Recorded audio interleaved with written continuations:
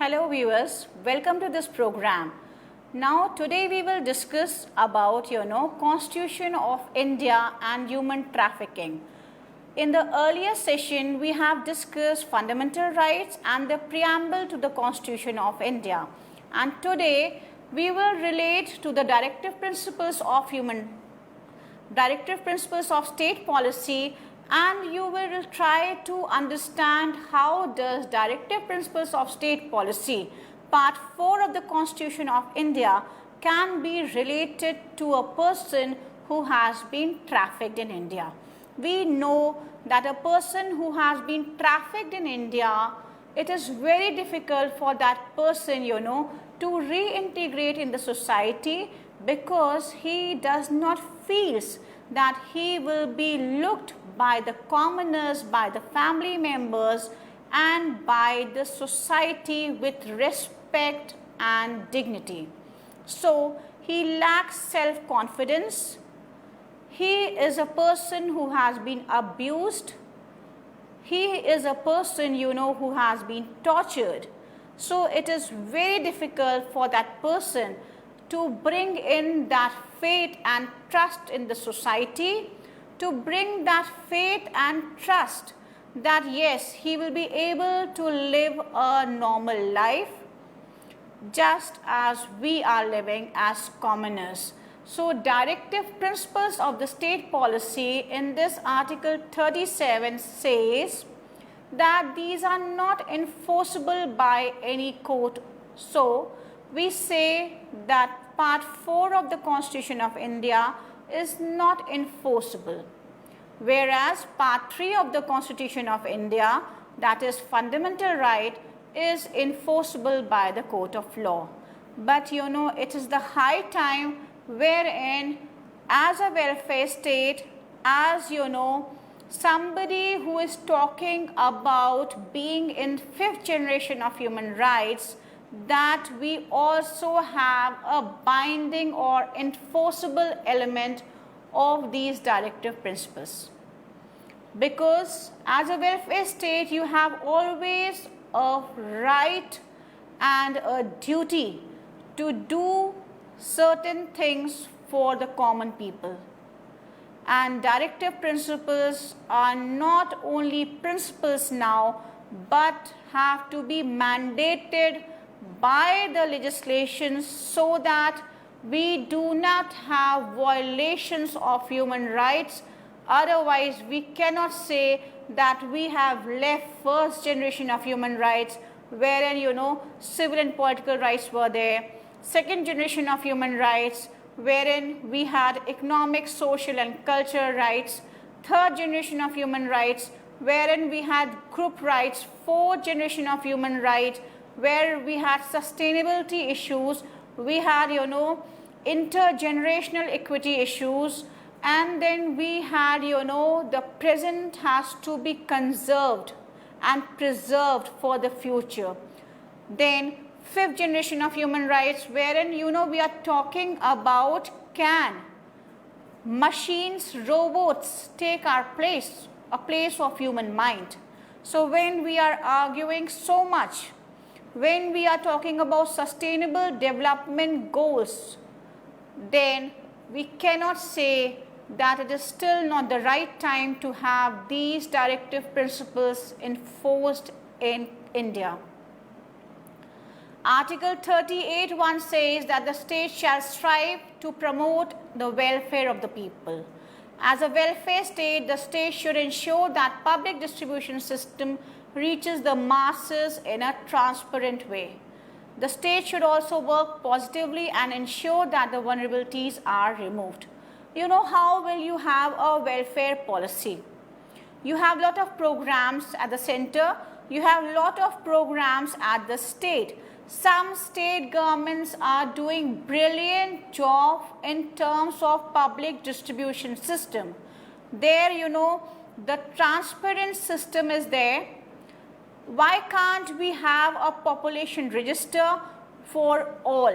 Why can't we have Aadhaar for all so that everybody has a bank account? When you talk about sending the money to the account holders, giving benefits to people of public distribution system who have their banks, who have their Aadhaar cards, who have been registered, then why do we argue that we should not have Aadhaar cards for all? If Aadhaar or PAN card is necessary to open a bank account, then why not Aadhaar card for all? If Aadhaar card is that much required to get the benefits under the public distribution system, to get the benefits of different programs and policies of Government of India, even in terms of health benefits, even in terms of job cards under Manrega scheme. So we have to work in coordination between different stakeholders and see to it that everybody is a citizen of India. So everybody has a I card, identity, so that he is not vulnerable, his rights are not abused and violated, and he does not suffer. So if 38(2) talks about that the state should try to minimize the inequalities in income, status and facilities and opportunities. So, we have discussed when we were talking about fundamental rights that, dignity rights are very important. So, if there are inequalities in income, if you say that so many people are still living under the poverty line, then are they not vulnerable? And if they are vulnerable, we have to do something to remove that vulnerability tag. I do not carry a tag here that I am not vulnerable. By seeing me, you can understand whether I am vulnerable or not. I may be vulnerable to the cyber world, but I am not vulnerable in terms of making a reasoned choice. I am not vulnerable in terms of deciding whether I will go to a place of work where I do not know my terms and conditions of work, where I do not know how many hours I have to work, I do not know my work environment, I do not know what will be my remuneration and my service conditions. So if I am not vulnerable, then why is a population still so vulnerable that they cannot make reasoned choices? They sign on a paper, they just put thumb impression on papers, and people say, "Aapne ye paper sign kar diya hai, you have signed this paper. So if you violate this paper, if you do not follow the terms and conditions which are there in the paper, then I will call the police and police will take you." Why I am so ignorant about the laws that anything which is against my dignity, against my dignity rights, against my rights given under the Human Rights Act, Protection of Human Rights Act, rights given under the Constitution of India, either in terms of fundamental rights or in terms of writ jurisdiction, rights given in terms of different legislations or different statutes, then how do I give consent? How is that consent considered as free consent? That consent can never be a free consent if that has been given for illegal purposes, which violates the Minimum Wages Act, which violates the labor laws, which violates my dignity. So for pornography, can I give my consent? For selling and purchasing womb, can I give my consent? For donating my organs, can I give my consent if I am vulnerable? So the state, a welfare state, has to provide skill-based education system. We are living in a country where we have so much of youth population. majority of youth population is in India. So if we provide quality education to them, if we provide skill-based education to them, if we provide them education which has been followed by traditions, so if we link with some traditional know-how, some traditional expertise of that local area and develop that, then we have very good people in terms of, we have very good potential of people as workable force. It is just that we have to channelize this population in terms of quality population, in terms of employability, in terms of population which will develop globally and will contribute to the development of the country. So if everybody gets a dignified job as per their capabilities and interests, then they will not be human trafficked. So in cases of trafficking, we see that this right has been violated. There are so many differences in X income and Y income. Sometimes there is no income. In terms of status, in terms of facilities which are being used by me and by you or by any other person, or the person who is a victim of trafficking, and the opportunities which I have today sitting here and you have listening me, and a person who has been trafficked has in captivity. So everybody has so much of differences, differences in terms of opportunity, differences in terms of income, differences in terms of status and facilities. As a socialist state, we cannot have this. In terms of equality rights, this is a violation. In terms of Article 21, also this is a violation. In terms of Article 21A, this is a violation.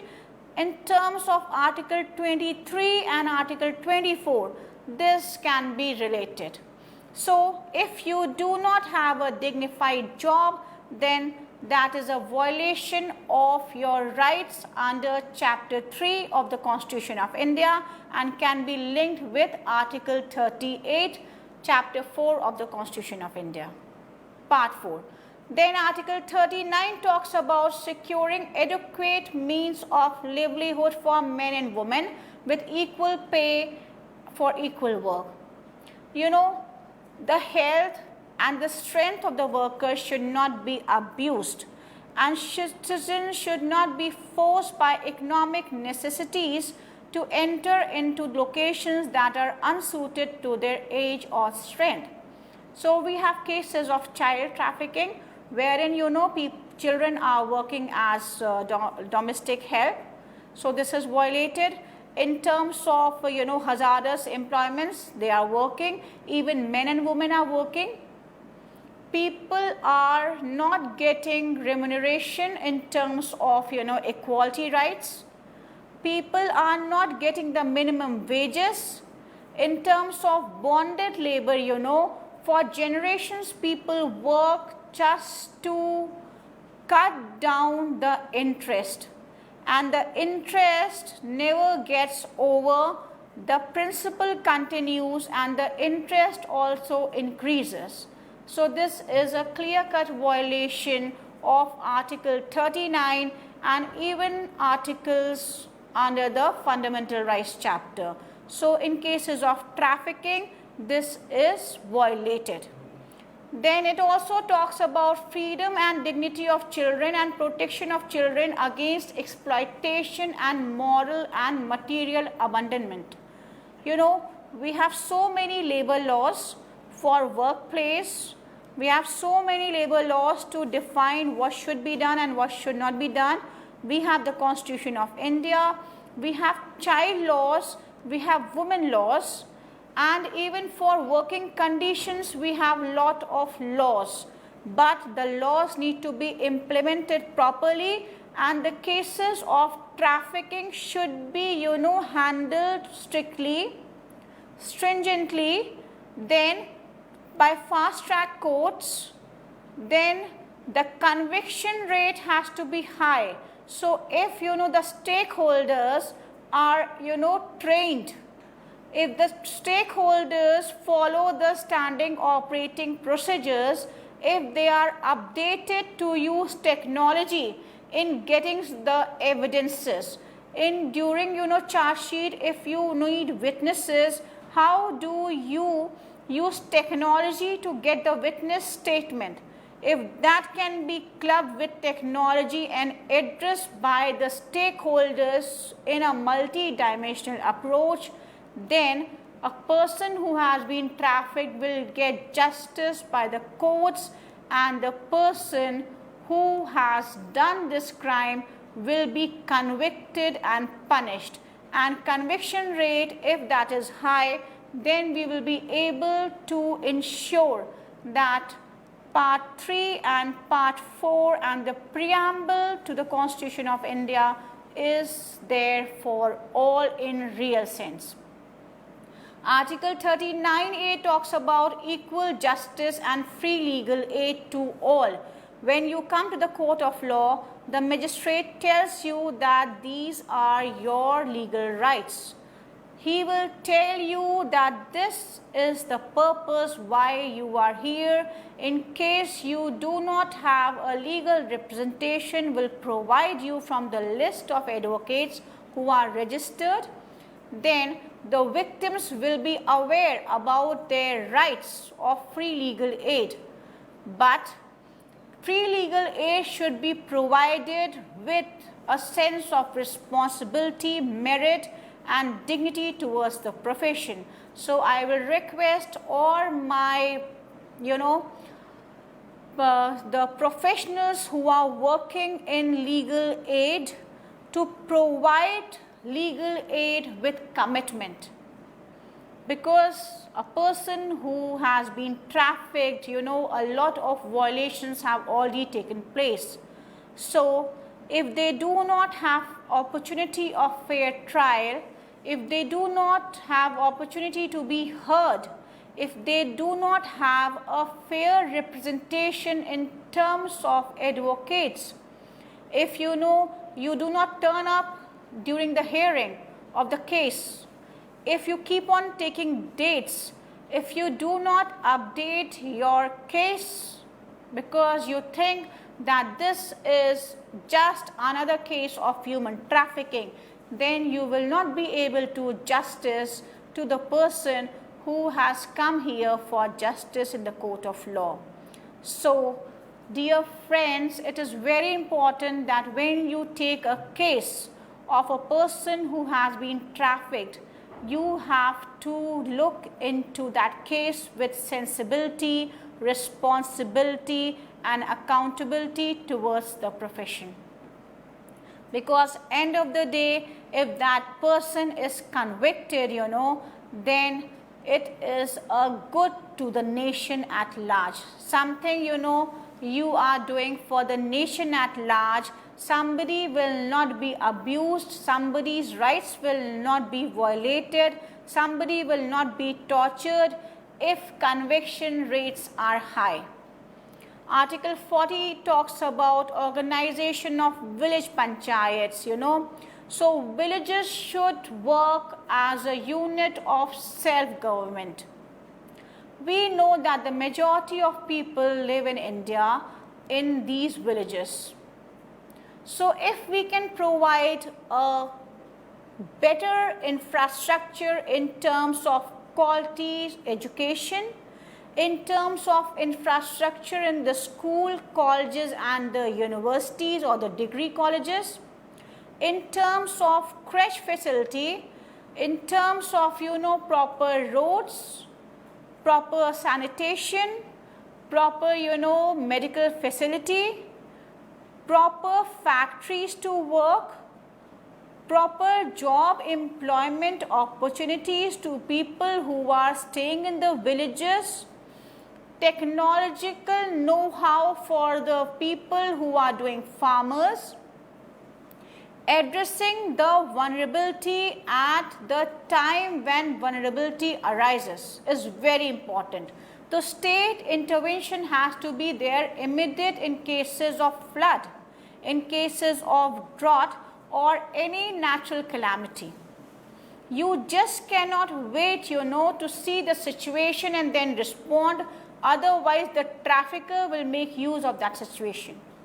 So, at villages, if we are able to address the concerns and issues of farming, if we are able to address the concerns and issues of perishable goods being, spoiled in the farms, if we can provide a channel where, whatever has been grown reaches to the houses and the farmer is able to get the benefit and not the middlemen and the big houses.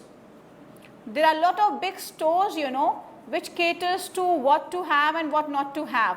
So, if we can address this issue properly and get benefits for the farmers working in the villages as, agriculture people, then we will be able to do justice.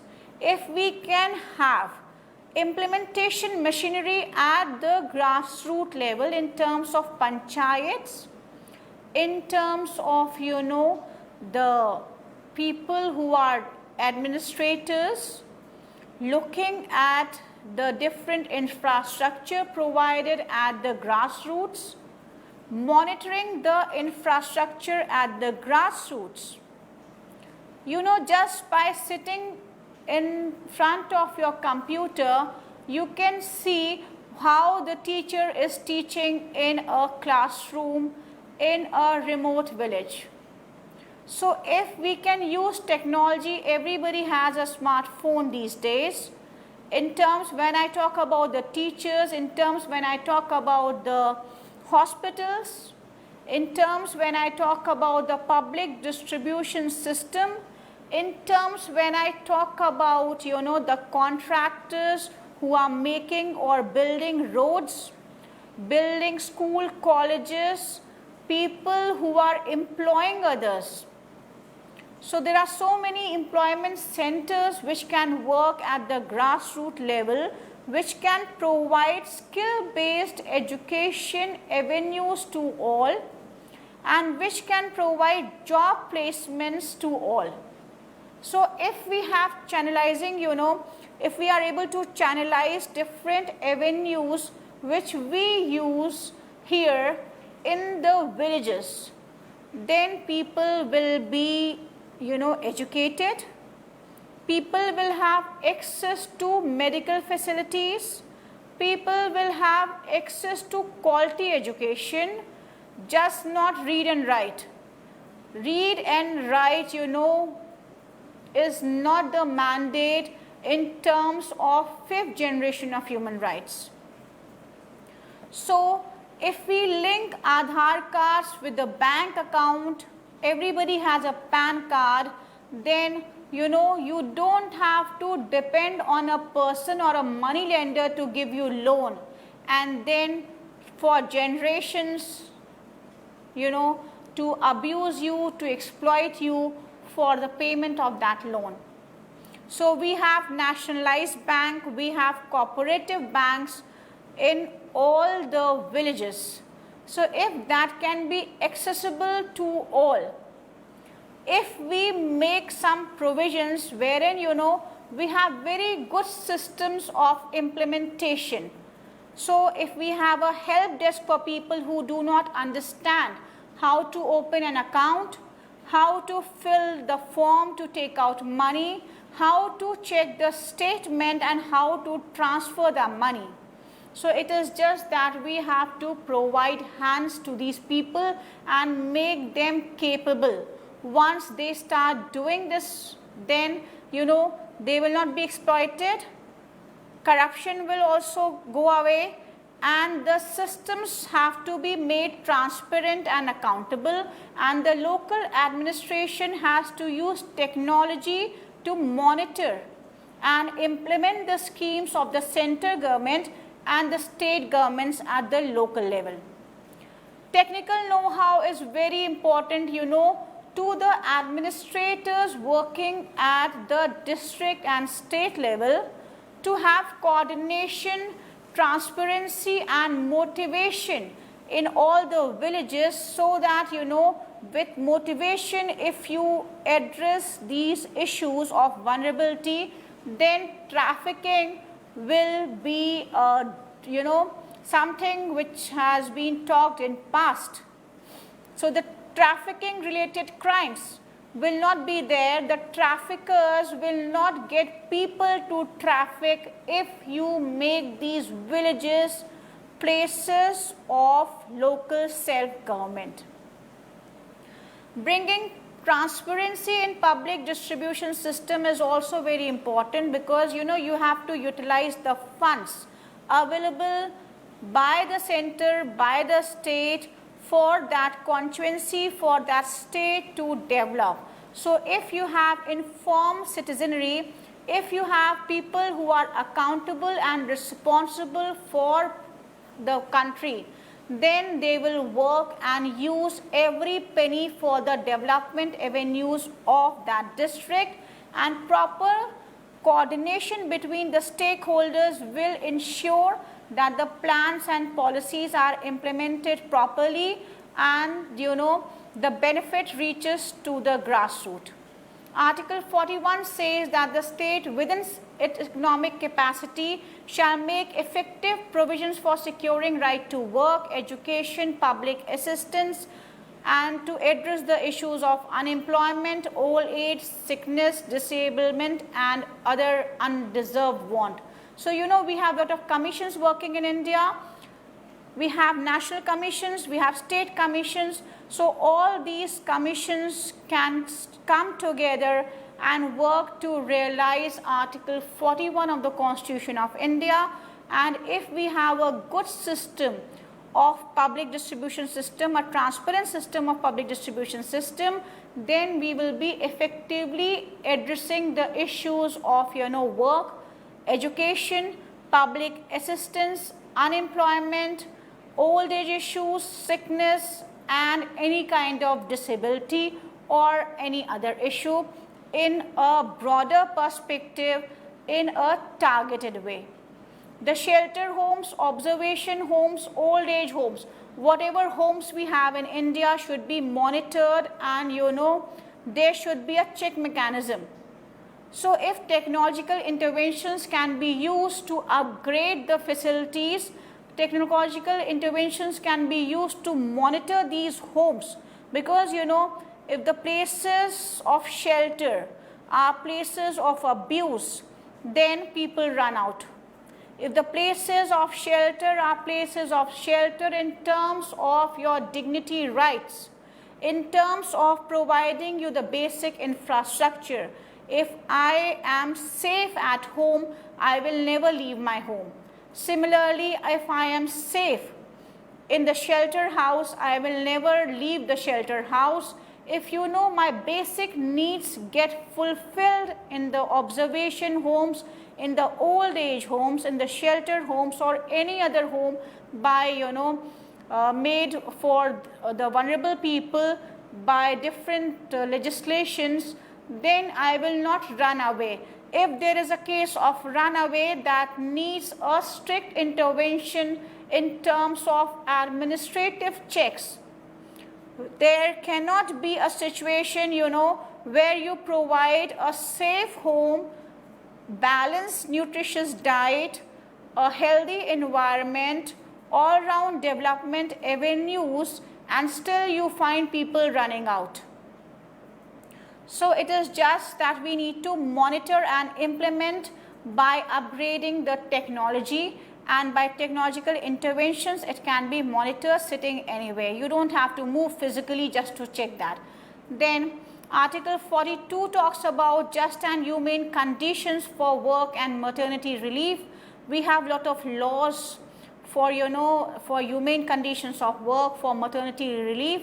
It is just that we have to have these rights implemented, we have to have these laws implemented strictly, and if there is any violation, then the violator should be punished and convicted by the court of law.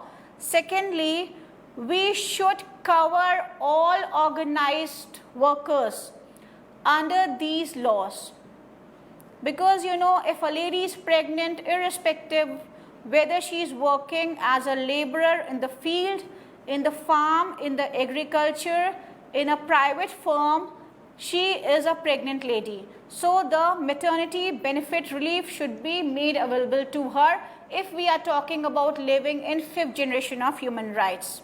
Article 43 talks about living wages for workers. The minimum wages, and other labor laws should be amended in the interest of the workers. Last year we had amendments, but all the workers should be reflected under these laws. Technological interventions should be there to monitor and administer the places of employment, and work profile should also be added, because in terms of the changing needs, even the work profile has changed. So you have to address the different work profiles as per the labor laws. Then, irrespective of its nature and organization, the labor law should be implemented strictly at all places. Free and compulsory education, Article 45, for children below the age of 14 years, when we have Article 21A, which talks about right to education to all the children below the age of 14 years. When we have Right to Education Act, then there is a strict need to implement these laws and provide quality education to all children, irrespective of the fact where they belong to and who they are. Article 46 talks about, protecting scheduled castes and scheduled tribes and weaker sections of the society from social injustice and all forms of exploitations. The NGOs, the stakeholders, the commissions should come together and work for the vulnerable people and address this issue. Article 48 talks about organization of agriculture and animal husbandry by the state. And this should be the priority of every state, because a lot of people are earning very good amount of money by animal husbandry, and some people are not able to afford even a cow or a goat. So that needs to be addressed. It should not be commercialized but used for social good. Then 51A talks about that everybody has a duty to abide by the Constitution of India, and this should be the mantra of developing together and addressing the issues of vulnerability and removing human trafficking from India. So if we follow and abide by the Constitution of India, it will be that we are doing our duty and protecting some of these rights. Article 51E talks about promoting harmony and brotherhood amongst all people irrespective of their religion. So in cases of human trafficking, this is the need of the hour. If we are able to address this issue, we have a sense of brotherhood. No hate speeches, because we all are Indian citizens. We don't have to look down upon victims of human trafficking or the survivors of human trafficking, because they are vulnerable people. They have come into this situation because the fundamental rights, the directive principles, the fundamental duties, the different legislations and the human rights could not be implemented properly at the grassroots level. So the state has to come forward and take hold of them till they are reintegrated in the society. We have a duty towards people who have been human trafficked. So human beings are not to be trafficked. We should not be customers, but we are human beings. So let us end this trafficking. Stay happy and stay safe. I will join you in the next session of another legislations. Thank you.